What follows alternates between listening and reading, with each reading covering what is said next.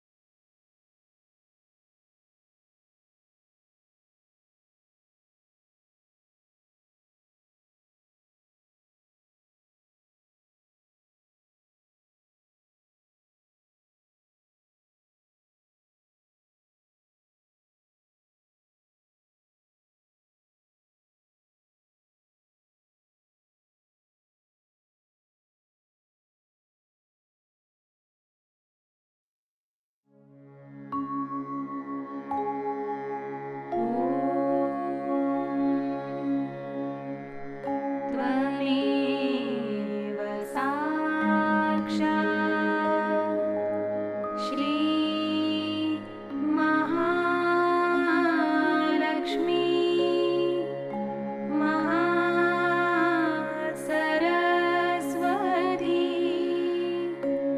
महाकाली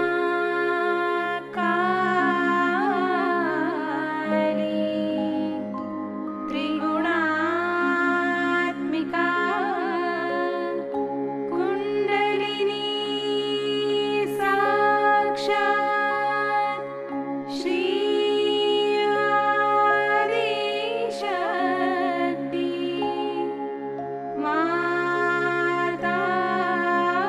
माताजी श्री निर्मला देवी नमो नमः।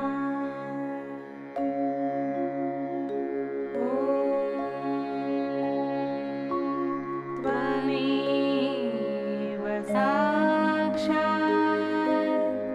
श्री कल्की साक्षात् श्री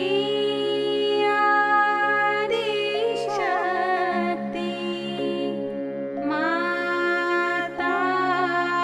माताजी श्री निर्मला देवी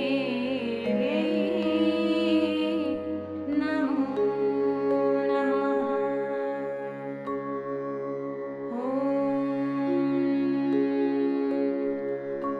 त्वमेव साक्षात् श्री कल्की साक्षात् श्री सहस्रार स्वामिनी मोक्षप्रदायिनी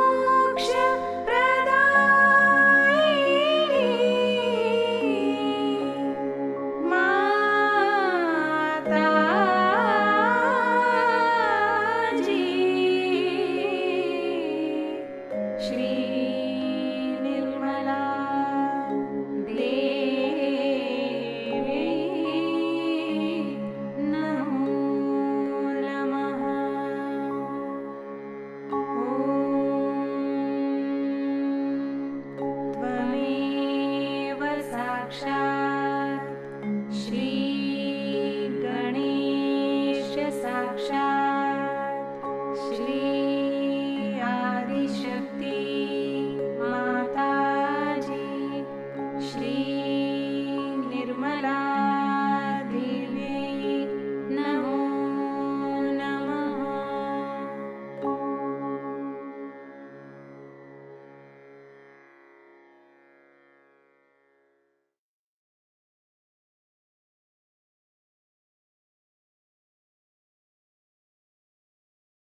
चित्त सहस्त्रार पे प्रार्थना करते हैं।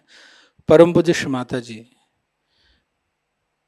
कृपा कर हमारे आत्म साक्षात्कार को दृढ़ कीजिए, हमें पूर्ण संतुलन प्रदान कीजिए।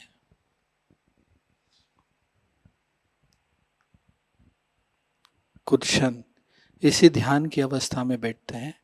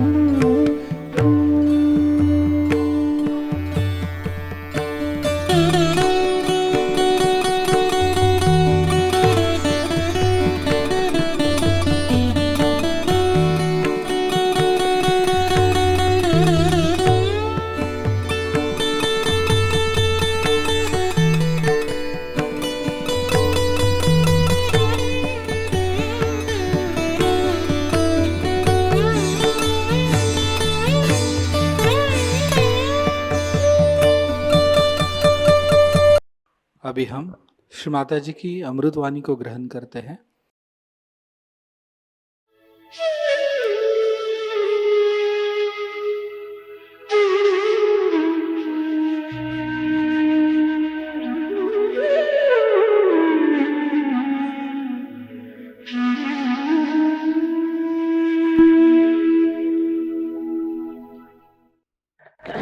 जयपुर के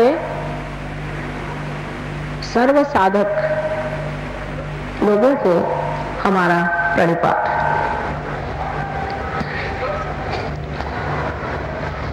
साधक वही होता है जो कुछ साध लेता है। जिसने कुछ साधा नहीं, सिर्फ मनोरंजन करता रहा, भजन गाता रहा, मंदिरों में घूमता रहा और उसी तरह से अपना सारा जीवन जिसने बिता दिया, उसने कुछ साधा नहीं। कुछ साधन ऐसा होना चाहिए जिससे आप परमात्मा से संबंधित हो जाए, जिससे योग घटित हो जाए। और ये साधन परमात्मा ने पहले ही आपके अंदर बहुत सुंदरता से सजाया हुआ है। इस साधन का सिर्फ उपयोग करना, इतना ही मात्र एक काम बच जाता है।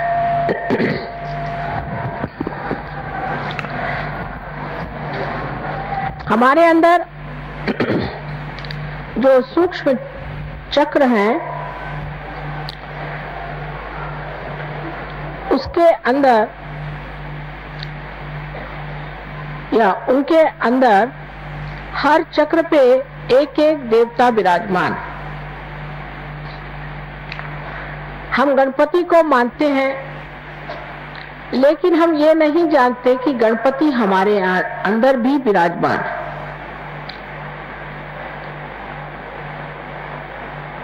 हम विष्णु को मानते हैं, लक्ष्मी विष्णु दोनों को ही मानते हैं, लेकिन ये नहीं जानते कि वे हमारे अंदर विराजमान है। अभी जगदम्बा का जो भजन कहा गया, वो जगदम्बा भी हमारे अंदर विराजमान है। कल आपसे मैंने नाभि चक्र के बारे में बताया था। उस नाभि चक्र के चारों ओर जब ब्रह्मा ने सृष्टि की तो भवसागर तैयार हो गया, और इस भवसागर में धर्म की स्थापना करने के लिए अनेक महापुरुषों ने आदि गुरु से लेकर के आज तक जन्म लिए हैं, जिनके 10 तत्व हैं। ये 10 तत्व हमारे मानव धर्म को बांधते हैं। ये मानव धर्म हमारे अंदर जैसे कार्बन के अंदर 10 वैलेंसी होती है, उसी प्रकार होते हैं। और ये सत्पुरुष, सदगुरु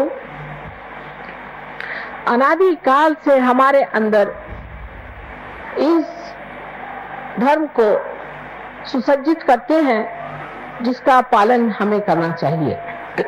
लेकिन मनुष्य अपने अहंकार में या किसी गलत फहमी में पड़ करके धर्म को अधर्म बना देता है। इसीलिए आज हमको धर्म में बहुत विकृति नजर आती है, और हम लोग ये सोचने लग जाते हैं कि धर्म नाम की कोई चीज नहीं और परमात्मा नाम की कोई चीज नहीं है। धर्म हमारे ही अंदर स्थित है। उसका अनेक प्रकार के से हम लोगों ने इन अवतरणों में परिचय पाया। जैसे श्री रामचंद्र जी ने शबरी के झूठे बेर खाए थे। श्री रामचंद्र जी सूर्यवंश के पुरुषोत्तम थे। एक शबरी जो कि बूढ़ा हो गई, उसने अपने दांत से कुरेज करके जो बेर तैयार किए थे उसको इतने प्रेम से खाया। इसमें बड़ा भारी धर्म नहीं था, और वो धर्म ये है कि प्रेम परमात्मा को सबसे ज्यादा प्रिय है। जिस मनुष्य के हृदय में प्रेम नहीं है, वो मनुष्य परमात्मा के दरवाजे पर आ नहीं सकता। और जिसके हृदय में प्रेम है, उसके लिए परमात्मा सब कुछ भूलकर उनके गले लिपट जाते हैं। जैसे सुदामा जी अपने साथ चिवड़े ले गए थे, किस प्रेम से उसे उन्होंने खाया। हम लोग अनेक तरह के व्यवहार करते हैं खाने के मामले में, लेकिन ये नहीं सोचते कि जिस आदमी ने प्रेम से हमें कुछ खाने को दिया, वो चाहे कोई भी हो, वो प्रेम का पुजारी जो है, यही परमात्मा स्वरूप है। तो धर्म का स्वरूप जो है वो है प्रेम। लेकिन आजकल धर्म धर्म में झगड़े। कोई कहेगा कि माँ का धर्म प्रेम है, तो ये झगड़े क्यों होते? सारे संसार में जितने भी ये सदगुरु आए हैं, ये सब एक पेड़ पर आने वाले अलग अलग समय पर फूल है। वो एक ही जीवन के पेड़ पर आए थे, और पनपे थे। लेकिन जब हम उन्हें तोड़कर ये हमारा और ये हमारा, उनके मरने के बाद जब जिंदा रहते तो उनको सताते हैं, और अगर सताते नहीं तो उनका जो सताना है उसे देखते हैं। सारे साधु संतों को हमने सताया, अगर सताया नहीं है तो कम से कम जिस वक्त तो इतने तकलीफ में थे, हमने किसी ने तब नहीं कहा कि भाई क्यों साधु संतों को सता रहे हो। किसी ने उनको एक ग्लास पर पानी तक नहीं दिया। ये साधु संत इस दैवी पेड़ के फूल हैं। अब उनको तोड़ करके ये मेरा फूल है, ये तेरा फूल है, मेरा फूल तेरे से उत्तम है, से तो फूल मर गए। उस मरी हुई चीज को लेकर के आज हम झगड़ा कर रहे हैं। जो फूल एक बार परमात्मा के आंगन की शोभा थे, वो आज झगड़े का कारण हो गए।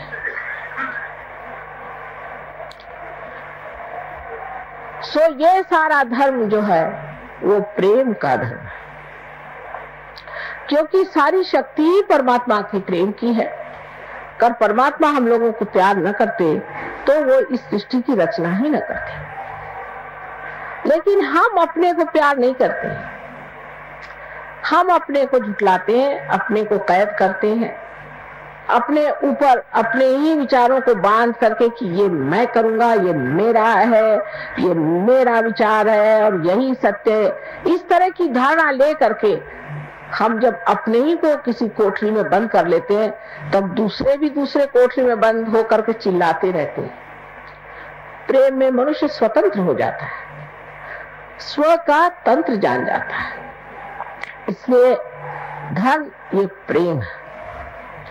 अब किसी किसी जमाने में ऐसा समय आया कि जहां हिंसा को भी करना पड़ा। जैसे श्री कृष्ण ने युद्ध में अर्जुन से कहा कि ये तो सब पहले से मरे हुए हैं और तू इन सबको मार। उन्होंने कोई आजकल की अहिंसा नहीं सिखाई कि कीड़े मकोड़ों को बचा के रखो। क्या मैं कीड़े मकोड़ों को कुंडलिनी जागरण देने वाली हूँ जो कीड़े मकोड़े बचाते रहते हो? उन्होंने कहा इनको मार, तेरे जो गुरु हैं उनको भी तुम मार। उस वक्त देखिए धर्म को समझना चाहिए पूर्णतः। उस वक्त आपको कर्ण का किस्सा मालूम है कि कर्ण का पांव जब रथ में अटक गया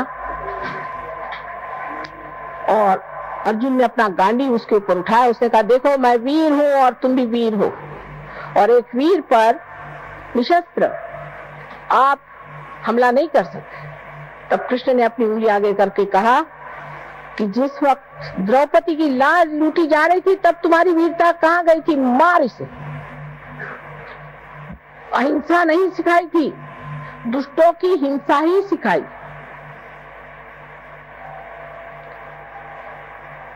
हम तो दुष्टों की तो अहिंसा करते हैं और भले लोगों की हिंसा करते हैं। हमारे यहाँ बहुत से ऐसे लोग हैं कि वो कहेंगे कि साहब हम तो कीड़े मकोड़े बचा के रखते हैं, लेकिन अगर किसी के घर पे कुर्की लाना है तो उसकी बीवी बच्चों को बाहर निकाल के खड़ा कर देंगे।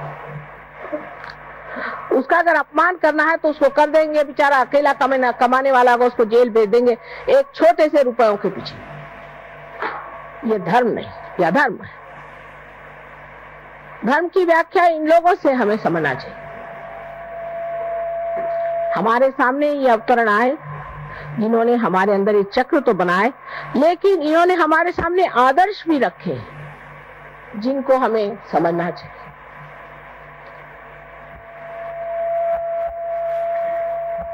अब जो चक्र धर्म के बाद हमें जानना है वो है जगदम्बा का चक्र, जिसका अभी गायन हुआ था। जगदम्बा जो है वो इस हृदय चक्र में बीचों बीच बैठी हुई। ये हृदय चक्र 12 पंखुड़ियों से बना हुआ। जब बच्चा 12 साल तक का होता है तब तक जगदम्बा, क्योंकि उसका नाम भ्रमरम्बा भी है, आप जानते हैं कि वो भ्रमर बनाती है। इन भ्रमरों को अपनी जो सीने पर हड्डी है उसमें बनाती है। इसे अंग्रेजी में एंटीबॉडीज कहते हैं। ये 12 साल तक वो बना के तैयार कर देती है, और जब कभी किसी बच्चे पर कोई आक्रमण आता है तो ये भ्रमर उससे लड़ाई करते हैं, झगड़ते हैं। 12 साल बाद ये भ्रमर सारे शरीर में फैल जाते हैं। लेकिन जैसे कि हमारे ऑल इंडिया रेडियो है, उसी प्रकार ये जो हड्डी है, इस हड्डी से ही उनको आदेश जाते हैं कि अब यहाँ लड़ो, अब ऐसे हमला करो, कुछ जरूरत है और इधर से लोग भेजो। ये हमारे अंदर होने वाले सारे आक्रमणों से लड़ते रहते हैं और कभी कभी हताहत भी हो जाते हैं। ये चक्र विशेषकर औरतों का ज्यादा पकड़ा जाता है, क्योंकि उनका विश्वास ये नहीं होता कि हमारी माँ जगदम्बा है, सर्वशक्तिमान, सबका पालन करने वाली, सबका तारण करने वाली जगदम्बा हमारी माँ है। पति ने जरा सा डांट दिया या कहीं कुछ चीज डर की बता दी तो औरतें डर के बैठ गई। जिस देश में पद्मिनी जैसी वीरांगना हो गई, उन वीरांगनाओं का आपके सामने स्वयं आदर्श है, वो तो जीवित आदर्श है इतिहास में। लेकिन आजकल की औरत जो है बड़ी डरपोक है, और उसे आदमी भी जरूरत से ज्यादा दबाते हैं और उसकी परवाह नहीं करते। उस वक्त उसका ये चक्र पकड़ जाता है और उससे ब्रेस्ट कैंसर की बीमारियां ज्यादातर होती हैं। ये चक्र आदमी में भी पकड़ जाता है। जब पकड़ जाता है तो वो डरपोक हो जाता है, बहुत डरता है, और छोटी छोटी बात में उसे डर लगता है, झिझक लगती है, हाथ उसके थरथराते हैं, पैर उसके थरथराते हैं, किसी भी काम में पड़ता है तो डरते रहता है। जगदम्बा ये शक्ति है। ये देखिए उस जगह बैठी हुई है जहां पर कि भवसागर में से लोग भक्तगण ऊपर आना चाहते हैं, तो देवी उनकी रक्षा भी करते हैं और उनको मदद करके ऊपर खींच लेते हैं। आप जानते हैं कि देवी ने अनेक बार इस संसार में जन्म लिया। आपके राजस्थली में भी उन्होंने सती रानी बनकर थोड़ी सी देर के लिए चमक दिखाई, और यहाँ के राजा लोग सभी शक्ति के पुजारी हैं। ये सब होते हुए भी एक तरह की भीरुता, डर मनुष्य में बैठा हुआ। सत्य को डर नहीं होना चाहिए। जो आदमी सत्य पे खड़ा होता है वो किसी से डरता नहीं। सारे संसार के सामने सम्मुख होकर के वो जो सत्य बात है उसे कहता है। 1970 में मैंने मुंबई में एक बहुत बड़े जहांगीर कावस जी हॉल में जितने भी राक्षसों ने जन्म लिया है उनका सबका नाम और उनका पहले का नाम सब बताया। किसी ने न मुझ पर केस करी और ना ही कोई मेरे ऊपर आफत लाए। एक साहब ने कहा माँ आपको गोली से उड़ा देंगे। मैंने लाओ तो सही, कौन गोली मारने वाला है, मैं देखती तो हूँ। थर थर कांप उठेंगे। ये माँ की शक्ति होते हुए भी हम लोग इस कदर कायर और डरपोक हो गए। इसकी वजह ये भी है कि वीरता को हमने जाना नहीं, शूरता को हमने समझा नहीं, और सत्य का हमने मान नहीं रखा। असत्य पे चलने वाले लोग डरपोक होते हैं। माँ सत्यवान लोगों की ही पूजा करती है और उन्हीं को संभालती है और उन्हीं की रक्षा करती है। तो ये विश्वास रखना चाहिए कि हमारे ही अंदर श्री जगदम्बा का जब स्थान है उसे हम जागृत कर लेंगे। अनेक बीमारियां इस चक्र की खराबी से होते हैं। उसके जो राइट साइड में आप देख रहे हैं चक्र है, इसे हम राइट हार्ट कहते हैं। ये चक्र यहाँ राजस्थान में बहुत पकड़ता है। ये श्री राम का चक्र है। श्री राम का चक्र है जो कि पुरुषोत्तम है। एक तो लोग जो सरकारी चीजों से बहुत डरते हैं उनका ये चक्र बहुत पकड़ता है, क्योंकि पुरुषोत्तम श्री राम ये एक आदर्श राजा थे और उनको जो लोग मानते हैं, उनको किसी भी गवर्नमेंट से डरने की क्या जरूरत है? जब उनका साम्राज्य बैठा हुआ है तो गवर्नमेंट से डरने की कौन सी जरूरत है? वो मर्यादा पुरुषोत्तम थे। उसी तरह से अगर आप अपनी मर्यादाएं में रहे तो कोई भी गवर्नमेंट आप पे आंच नहीं ला सकती, और वो आपको पूरे तरह से रक्षित रहने के लिए समर्थ है। इस चक्र को पकड़ने से मनुष्य को आस्मा की बीमारी हो जाती है। अब ये चक्र है पिता का, क्योंकि श्री रामचंद्र जी हमारे पिता स्वरूप है। ये पिता का है। अगर किसी पिता का अपने बच्चे से बिगाड़ हो गया, या किसी बच्चे का अपने पिता से बिगाड़ हो गया, या किसी तरह से पिता का जो स्थान है वो रिक्त हो जाए, जैसे कि बचपन में ही पिता की मृत्यु हो जाए, या पिता के तरफ से कोई भी तकलीफ हो, या पिता बच्चे को उच्छृंखल बना रहा है, उसको बुरे रास्ते पर डाल रहा है, तब ये चक्र पकड़ता है। उससे आपके अंदर अस्थमा की बीमारी हो जाती है। ये बीमारी ठीक हो सकती है, लेकिन इसका ये मतलब नहीं कि आप सब अस्थमा वालों को मेरे पास लाइए। इसका मतलब है कि कुंडलिनी को जागरण करके पहले ये चक्र ठीक करें। जैसे कुंडलिनी जब उठती है तो किसी किसी की इतनी सुंदर कुंडलिनी होती है कि एक क्षण में उठकर जम जाती है, और उसके बाद उनको कोई बीमारी ही नहीं आती। एक तो ये हुए। उसके बाद दूसरे ऐसे लोग होते हैं कि जिनकी कुंडलिनी उठती तो है पर बार बार गिर जाती है। ऐसे लोगों को कुंडलिनी बार बार उठा करके जगाना चाहिए, क्योंकि ये कुंडलिनी की जो शक्ति है, यही आपका इंजेक्शन, यही आपकी दवा, यही आपका धन्वंतरी, यही आपके डॉक्टर, यही सब कुछ है। अगर ये शक्ति आपके अंदर बहेगी नहीं तो हमारे हाथ कैसे चलेंगे? और तीसरे लोग हैं जिनकी की कुंडली जमी बैठी है, वो उठती ही नहीं। ऐसे लोगों को ठीक करना कठिन जाता है। श्रद्धावान लोग जो होते हैं, जो कहते हैं हाँ थोड़ा सा हमारा फर्क आ गया, ठीक हो रहा है, उन पे कुंडली नहीं चलती। बहुत से लोग हैं, हमने बहुतों को ठीक किया, बीमारियां ठीक करी, लेकिन हमने देखा ये कि उनमें से बहुत कम लोग सहयोग में उतरते हैं। आपको सोचना चाहिए कि परमात्मा जो है वो भी समझदार है, और ऐसे दीप क्यों जलाए जो प्रकाश न दे? ऐसे दीप को जला के फायदा क्या, समय बर्बाद करके, कि जो सिर्फ अपनी तंदुरुस्ती ठीक करने आते हैं। ऐसे बहुत से पहलवान भी हैं जो मेरे पास आते हैं कि माँ हमें शांति दो। क्या तंदुरुस्ती ठीक होने से सब कुछ हो जाएगा? फिर एक चक्र ठीक होगा, फिर दूसरा खराब होगा। आज एक बीमारी होगी, फिर कल दूसरी होगी। रात दिन मैं क्या यही करती रहूं? एक तो पूर्व पुण्याई भी चाहिए और नम्रता भी चाहिए। बहुत से लोग ऐसा भी सोचते हैं कि जब वो सहज योग में आते हैं तो हमारे ऊपर वो उपकार करे जा रहे हैं।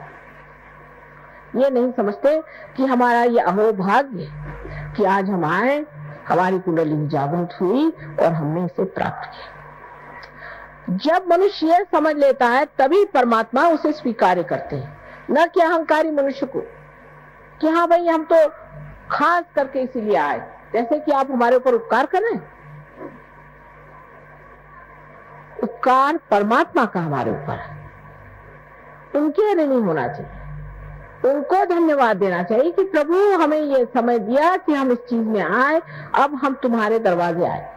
सिर्फ बीमारी ठीक करने वाले जो आते हैं उसमें हमारा चित्त जाता ही नहीं।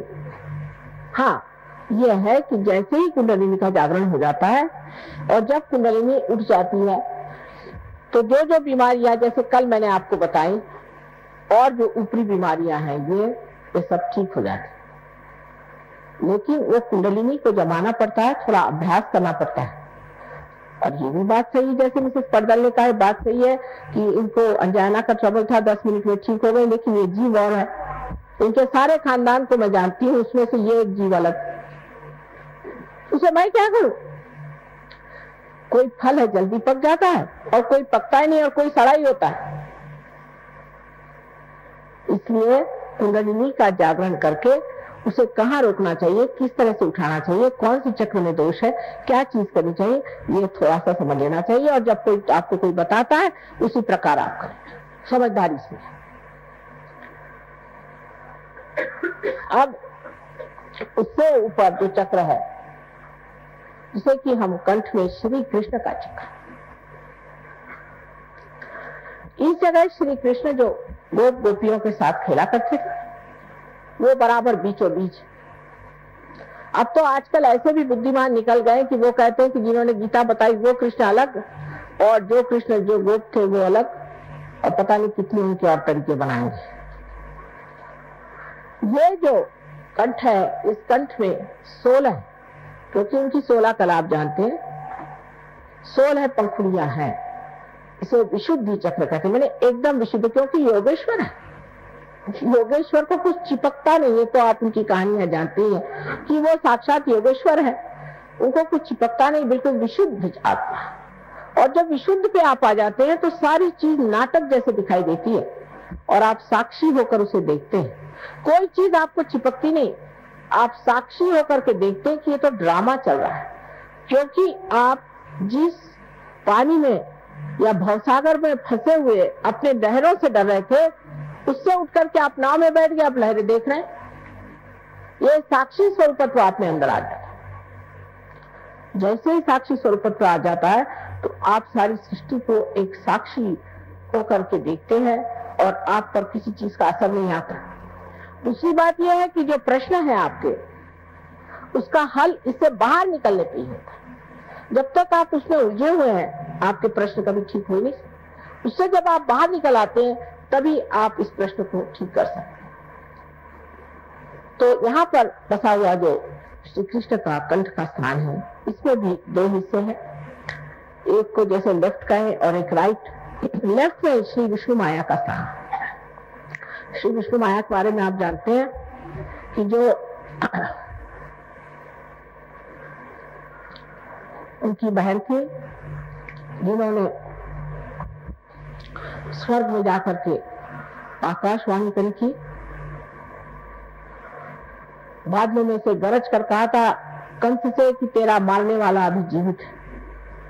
वही आकाशवाणी आज भी कार्य करती है, जो बिजली है ये भी कार्य करती है।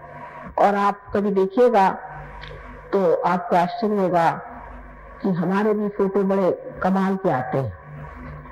और जो ये कैमरा जिसे हम सीधी सादी चीज समझते हैं, इसने ऐसे ऐसे हमारे फोटो निकाल दिए हैं कि आप हैरान हो जाइएगा। यहाँ तक कि बादलों में तक हमारे फोटो आते हैं।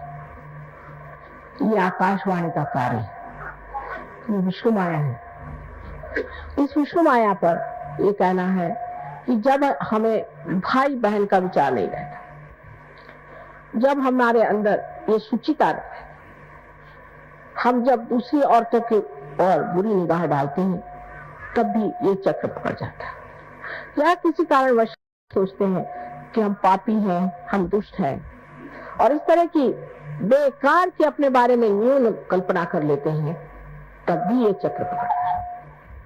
ये कल्पना कहीं कहीं बहुत ज्यादा मैं देखती कि हम तो पापी हैं, क्योंकि रात दिन जो आता कहता तुम लोग पापी हो, ये संसार पापी है, और जो बताने वाला वो कौन बड़ा धर्मात्मा है। ये सब बातें सुन सुन के मनुष्य अपने को इतना नीचा गिरा लेता है कि उसकी ये लेफ्ट विशुद्धि पकड़ती है, और इसके पकड़ जाने से अगर हृदय में भी पकड़ आ जाए तो अनजाना जैसी बड़ी घातक बीमारियां हो जाती है।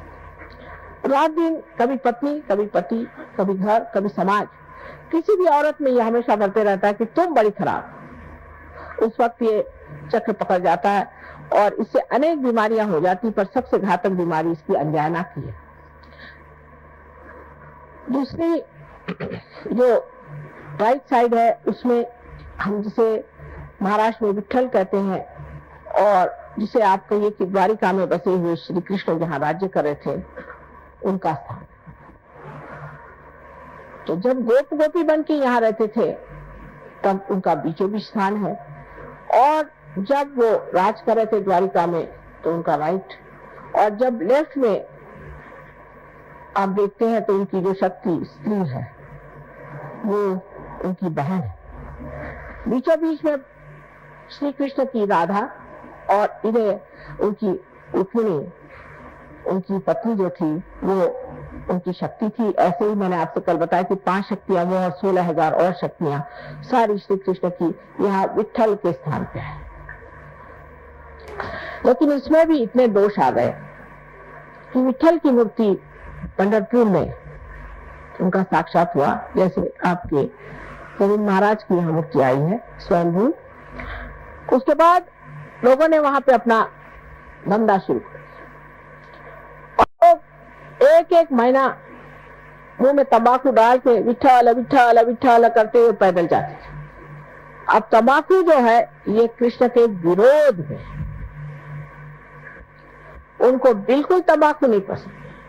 जो लोग तंबाकू खाते हैं उनका ये चक्र खराब हो जाता है, या जो तंबाकू पीते हैं उनका ये चक्र खराब हो जाता है और इसीलिए उनको कैंसर की बीमारी होती है। इसका इलाज है आप अजवाइन की बीड़ी मुंह में लें, अजवाइन का पत्ता जला करके और उसकी बीड़ी फूके, श्री कृष्ण उससे खुश रहते हैं। दूसरा इसका इलाज है कि आप मक्खन को दूध में या पानी में, गर्म पानी में डाल के उसे पिए, उनको मक्खन बहुत पसंद है। नाक में आप घी डालें, घी और थोड़ा सा कपूर, क्योंकि कर्पूर गौरव आप जानते हैं तो आप कपूर के बड़े शौकीन हैं, सो कपूर थोड़ा सा डाल करके वो नाक में छोड़ें, कपूर माथे पे लगाएं।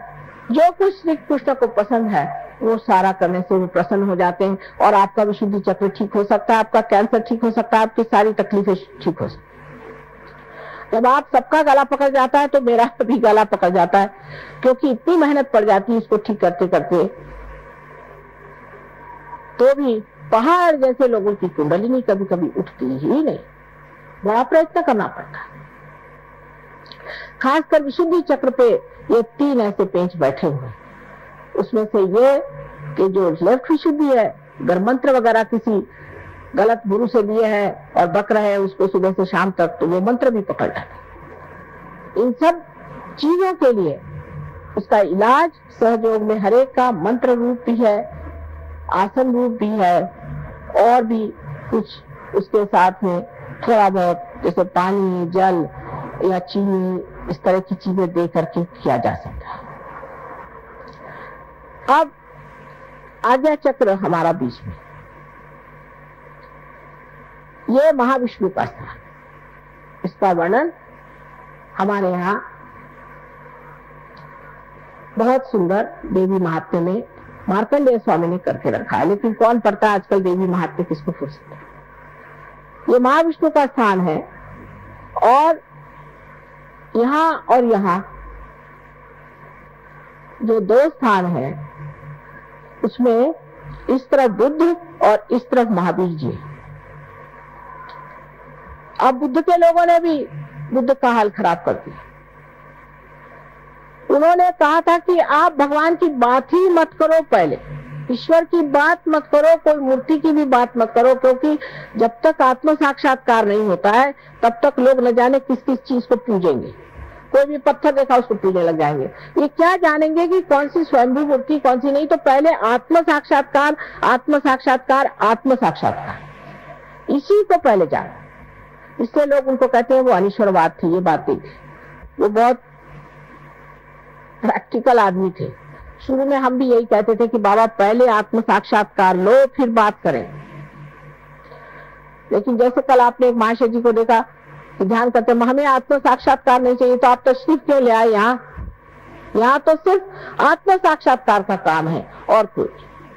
यही बुद्ध ने कहा था कि आप पहले आत्म साक्षात्कार कीजिए। पर जब उन्होंने कह दिया कि किसी चीज की पूजा मत करो, कुछ न करो, आत्म साक्षात्कार को प्राप्त हो, तो इन लोगों ने तरह तरह के उसके ढोंग निकाले और उस ढोंग पे चल पड़े।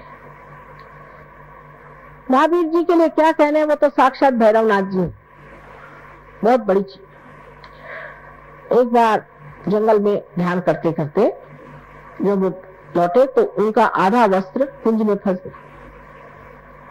अब बुरा मत मानिएगा, लेकिन जिस बात का मुझे बहुत ही बुरा लगता है, क्योंकि वो भी हमारे बेटे हैं, तो उनका जब वस्त्र आधा फट गया और वो आ रहे थे, कहते हैं कि कृष्ण ने ही उनकी परीक्षा ली कि भाई तू तो अवलिया है, तू तो अवधूत, तुझे क्या जरूरत, मेरे पास तो एक भी कपड़ा नहीं, मैं नंगा खड़ा हूं, मेरे लिए तेरा कपड़ा दे दे। तो उन्हें एक क्षण भर के लिए उसको कपड़ा दे दिया। वो तो राजप्रसाद में रहने वाले राजकुमार थे, एक क्षण भर के लिए वो छुपा कर चले गए और अपना कपड़ा पहन लिया।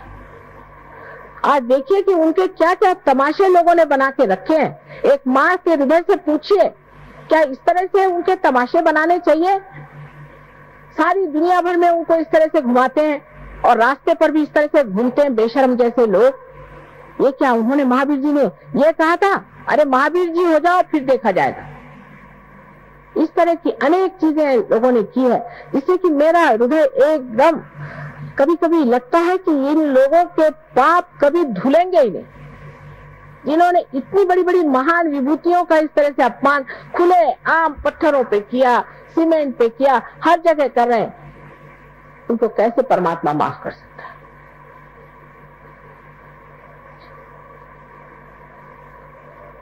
नेमिनाथ जी ने जिस वक्त में श्री कृष्ण के साथ, उनके वो भाई, चचेरे भाई थे नेमिनाथ जी, जो कि तीर्थंकर थे, उनको उपरति हो गई। उनके शादी में बहुत सारे जानवर आए मारने के लिए और परिंदे आए, उनको देखकर उपरति हो गई। ऐसे सबको हो सकती है। तो उन्होंने ये बात कह दी कि भाई मैं ये हिंसा नहीं करूंगा। लेकिन अब जो कीड़े मकोड़ों को भी बचाते बैठते हैं, ये कोई इन्होंने कहा था क्या? कहां से कहां आप लोग पहुंच जाते हैं। कम से कम जो सही बात है उसको सीखना चाहिए। मैंने बहुत सारे जैन मुनियों से बात करी कि भाई जो महावीर जी ने कहा ध्यान करो, वो क्यों नहीं करते? ये सब मंदिर मंदिर बनाते हो। तो कहने लगे कि माँ इसलिए कि ध्यान करने से शुद्र सिद्धि आ जाती है, इसलिए। मैंने कहा देखो भाई, शुद्र सिद्धि आती है तुम्हारे अंदर, ठीक बात है, लेकिन अब हम तुमको सहयोग से असली ध्यान लगाएंगे।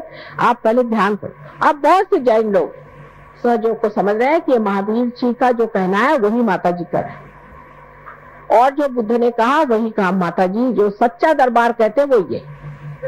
और बेकार की चीजों में अपना पैसा, अपना सारा चित्त बर्बाद कर देना ठीक है। अब तीसरे यहाँ ईसा मसीह, ये ईसा मसीह का खून हम लोग पहनते हैं, समझ लो। अब ईसाइयों का तो और गधापंथी क्या बताओ आपसे, महा गधे लोग हैं, इनसे तो बात ही नहीं कोई कर सकता। इनसे बढ़ के तो कट्टर लोग कोई है ही नहीं। हम लोग सोचते हैं कि मुसलमान कट्टर है, कम से कम वो दिखाई देते हैं। ये तो छिपे हुए कट्टर लोग हैं और महागधे हैं। इन्होंने कभी ईसा को समझा नहीं। ईसा ने, क्योंकि उनका स्थान बराबर आंखों के बीच में जो ऑप्टिक चाइज्मा उसमें है, तो उन्होंने एक वाक्य कहा था, दाउ शैल्ट नॉट हैव एडल्ट्रस आईज। तुम्हारी आंख इतनी अबोध होनी चाहिए, उसके अंदर कोई सी भी लालसा नहीं होनी चाहिए। बताइए, ऐसा आपको आज तक कोई ईसाई मिला है जिसके आंख में लालसा न है? जिस बात को उन्होंने खास ठोस तरीके से कहा, वही चीज उनमें नहीं। वो तो सभी में एक ही हाल है।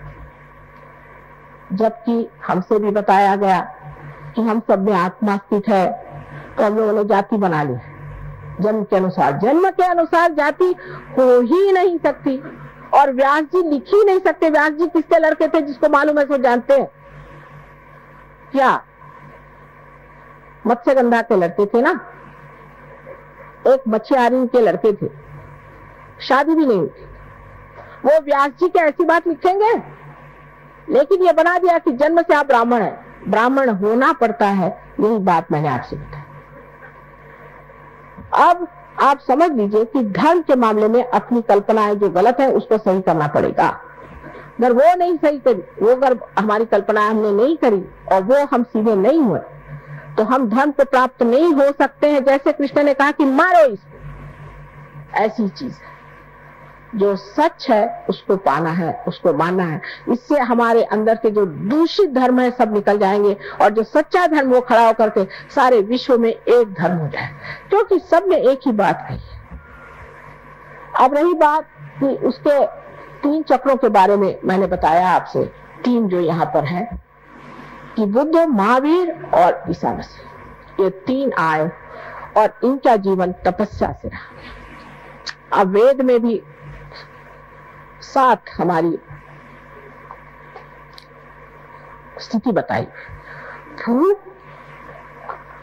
भू माने पृथ्वी, पृथ्वी से बना हुआ श्री गणेश, भूर्व अंतरिक्ष बना हुआ ब्रह्मदेव, ब्रह्मदेव ने अंतरिक्ष बनाया, उसका वो सिर्फ जो तत्व है वो कहते हैं भूर्भुवः स्वाहा। स्वाहा नाभि चक्र पे होता है, जहां हम सब चीज को खा जाते, जहां अग्नि खा जाती, ये लक्ष्मी नारायण जी का स्थान है। भूर्भुवः स्वाहा मना ये माँ का स्थान, जगदम्बा का।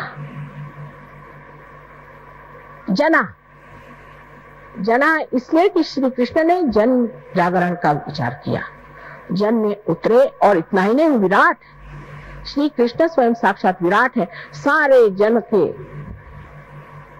अंग प्रत्यंग उनके अंदर है, इसलिए वो जन।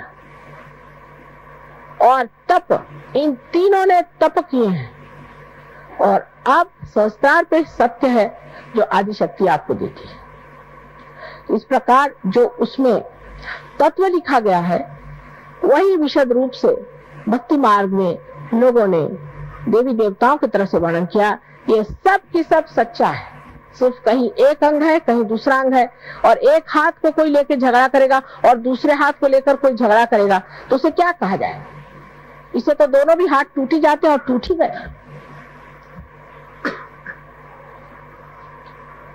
साकार निराकार का भी झगड़ा बिल्कुल बेकार। अब सिर्फ सत्य पे आप आइए, आप समझ जाएंगे कि निराकार में साकार कैसे है और साकार में निराकार कैसे है। ये समझने की बात है। लेकिन हम सत्य को वर्ण करेंगे, और सत्य के सिवा मां हम किसी को नहीं जानेंगे, ये कहना चाहिए। आज चक्रों को किसी तरह से थोड़ा बहुत बताया है, संस्कार पे कहने पर बहुत कुछ कहना पड़ेगा, लेकिन इतने थोड़े टाइम में हम आज आपको थोड़ा सा आत्मा के बारे में बताएं। आत्मा हमारे अंदर जो है वो परमात्मा का प्रतिबिंब सब लोग कहते हैं, जिसे हम लोग सदाशिव कहते हैं। सदाशिव है, वो कभी भी अवतरण नहीं लेते।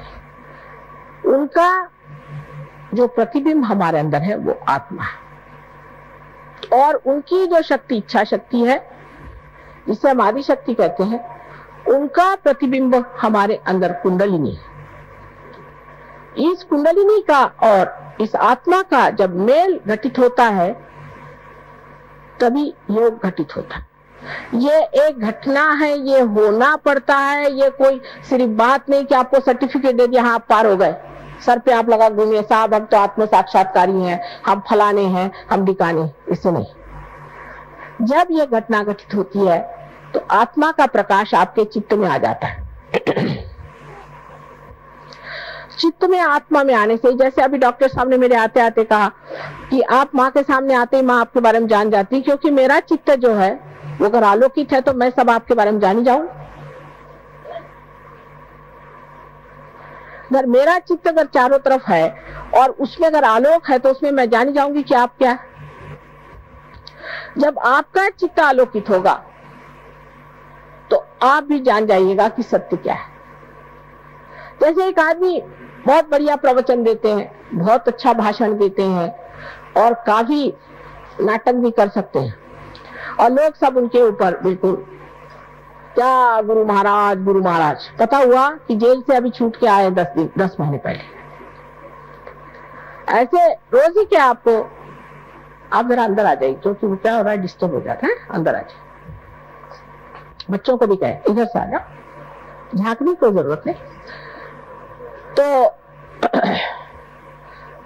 इस तरह के रोज के अनुभव आते हैं कि आज एक बाबा जी आए, कल दूसरे बाबा जी आए, वो इतना रुपया लेके चले गए, वो आए वो इतना हमारे से धन धाने ले गए। सारे आजकल तो जैसे कुछ पता नहीं इनकी कहीं से, जैसे कि बरसात में मेंढक बोलते हैं, इसी तरह से बाबा जी लोग आजकल सब जगह बोला करते हैं।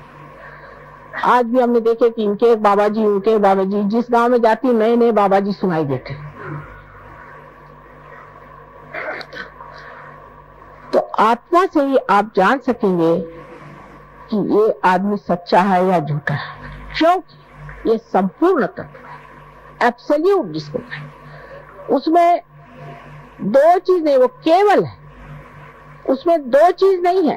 कि जैसे कोई आदमी है, उसको हमने देखा, ऊपर से हम कहे न कहे, लेकिन हम जान गए कि क्या है, जो जान गए सो ही सही है। आप कहेंगे कि साहब ये कैसे? क्योंकि जो जानने वाला है वो आत्मा है, वो केवल ज्ञान जानता है, केवल ज्ञान, वो अज्ञान नहीं जानता। और केवल ज्ञान में वो बराबर बता देगा कि ये चीज ऐसी है, माने वो सत्य स्वरूप है, एकदम आपके सामने साक्षात हो जाएगा। शुरुआत में तो आपको जरूर है कि अपनी उंगलियां हाथ पे देखना पड़ेगा कि चक्र कहाँ पकड़ रहे हैं, कौन सा इनका चक्र पकड़ रहा है, इनको कौन सी तकलीफ है, ये वो देखना पड़ेगा। बाद में ये करते करते अभ्यास से आप इतने माहिर हो जाएंगे कि देखते से आप बता देंगे। अब बहुत से लोग आते हैं, भाई तुम्हारा कोई गुरु नहीं? मेरा कोई गुरु नहीं। अरे भाई दिखाई दे रहा है तुम्हारे पेट में कुम्हला रहा है, लेकिन बोले नहीं मेरा कोई गुरु नहीं। है, बता दो नाम तो जल्दी ठीक हो जाएगा। वो बताएंगे नहीं गुरु का नाम। अरे मेरा भी समय बर्बाद करो, अपना भी बर्बाद करो, इतना बड़ा हमें काम करने का सारे विश्व का, छोटी छोटी चीज में लोग अटक जाते, क्यों नहीं इससे छुटकारा पाते? इस तरह से जब आप अपने सत्य को जानते हैं तो आश्चर्य होता है आपके अंदर। आप देखते हैं कि मेरे अंदर भी ये कैसा दोष आ गया, ये कहां से आ गया। जैसे आज एक लड़की से हम बात कर रहे थे कि भाई तुम्हारे लिवर की शिकायत है और तुम इतनी छोटी लड़की, बहुत जो आदमी सोचता है उसको लिवर की शिकायत हो जाती। क्या तुम तला हुआ खाना बहुत खाती? नहीं, मुझे अच्छा ही नहीं लगता। तो मैं पैदा हुई तभी से मुझे। क्या तुम्हारी माँ शराब पीती थी? नहीं, शराब नहीं। बाप मेरे शराब पीते थे। तो मैंने देखा यह है कि शराबी बाप का बच्चा जो होता है उसका लिवर बचपन से ही खराब होता है। तो आप पहले ही वरदान बच्चे को दे देते, उसका लिवर पहले ही बचपन से ही खराब होता है, पैदा होता है तभी से उसको जॉन्डिस हो जाएगा। अगर बाप शराबी है तो, अगर बाप का लिवर खराब है तो, माँ का लिवर खराब है तो बच्चे का भी लिवर खराब हो जाएगा।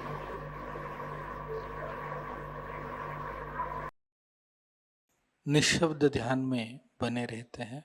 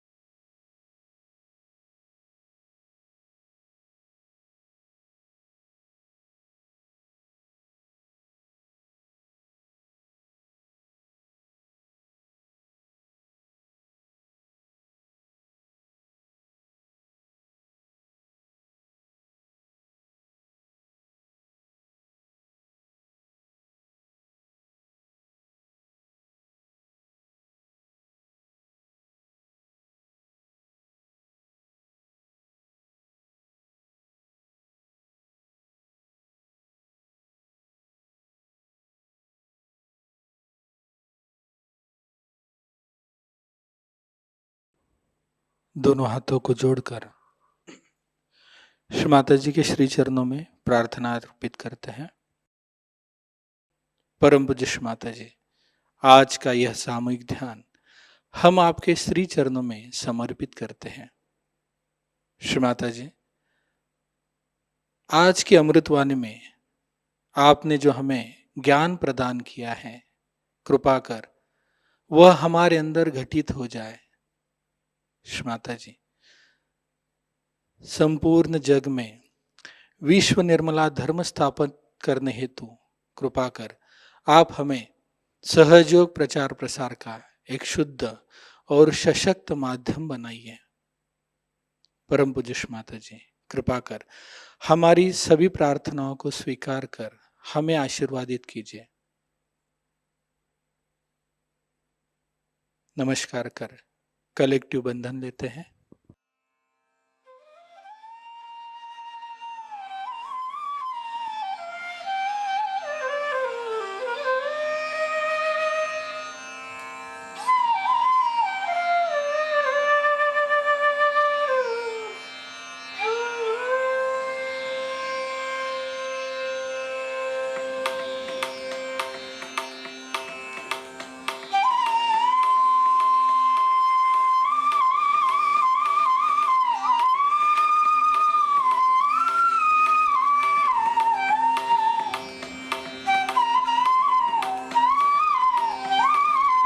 आज का ध्यान केंद्र यहीं पे संपन्न होता है।